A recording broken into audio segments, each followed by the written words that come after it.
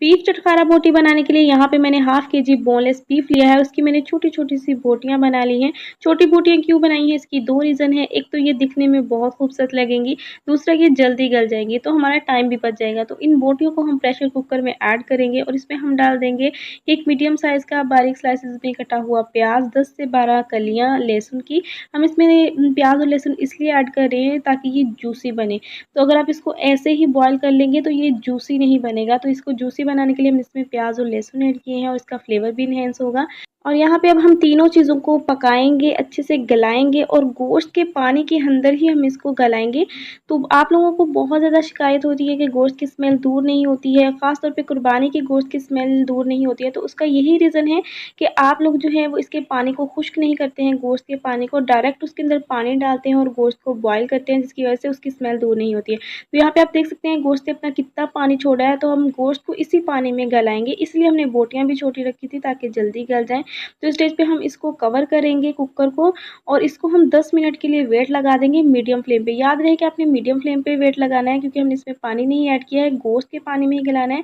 तो 10 मिनट के लिए हम इसको मीडियम फ्लेम पे वेट लगा देते हैं। 10 मिनट जैसे ही हो जाएँगे हम फ्लेम को ऑफ करेंगे और इसका हम जो वेट है वो उठा देंगे। तो स्टीम सारी निकल चुकी है, ढक्कन उठाते हैं तो आप देख सकते हैं 10 मिनट में ही हमारा मज़ेदार सा गोश्त जो है वो गल गया है 90%। एक्स्ट्रा जो मॉइस्चर था उसको भी मैंने ड्राई कर लिया है। तो यहाँ पे हम फ्लेम को ऑफ करेंगे, गोश्त को मैंने अलग बर्तन में निकाल लिया है, इसको हल्का सा ठंडा होने देते हैं। तो यहाँ पे हमारी जो बोटियाँ हैं वो हल्की सी ठंडी हो गई हैं, तो मसाले ऐड करेंगे।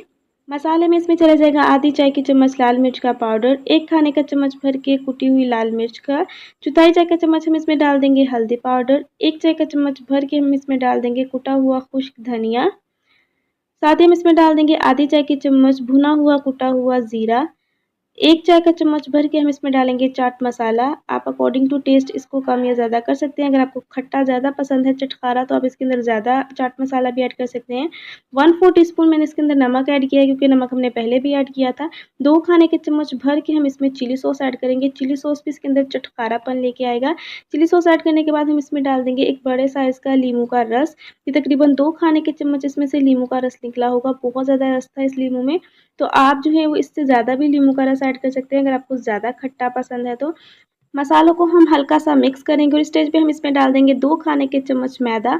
तो इसमें हम कॉर्नफ्लोर बिल्कुल भी यूज़ नहीं कर रहे हैं, सिर्फ मैदा ऐड करके हम इसको अच्छे से मिक्स करेंगे और जैसे ही ये मिक्स हो जाएगा हम इसको फ्राई कर लेंगे। तो फ्राई करने का भी एक ख़ास तरीका है, तो आपने इसको बिल्कुल भी ठंडे ऑयल में फ्राई नहीं करना है। जैसे ही अगर आप इसको ठंडे ऑयल में फ्राई करेंगे तो आपके जो बोटियों का मसाला है वो सारा उतर जाएगा, बिखर जाएगा, अच्छी नहीं बनेगी। तो यहाँ पे आपने सबसे पहले ऑयल को अच्छे से मीडियम गरम करना है, उसके बाद उसके अंदर बोटियाँ डालनी है और मीडियम फ्लेम पर उसको फ्राई करना है। तो यहाँ पे मीडियम फ्लेम पे इसको फ्राई होते हुए तकरीबन 3 से 4 मिनट हो चुके हैं। तो इसकी साइड को चेंज कर लेते हैं और दूसरी साइड से भी हम इसको अच्छा सा कलर आने देते हैं।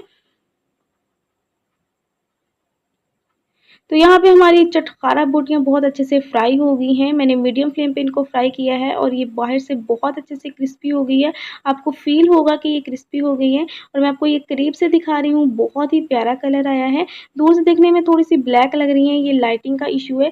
अलबत्ता अगर आप उसको मैं पास से दिखा रही हूँ तो ये देखिए कितना प्यारा इनको कलर आया है। तो ये सबसे पहली बार आप लोगों के लिए, आप लोग टेस्ट करके बताइएगा कि आपको कैसी लगी हैं। आई होप आप लोगों ने आज की रेसिपी को एन्जॉय किया होगा। मिलते हैं नेक्स्ट ऐसी ही रेसिपी के साथ, तब तक के लिए अल्लाह हाफ़िज़।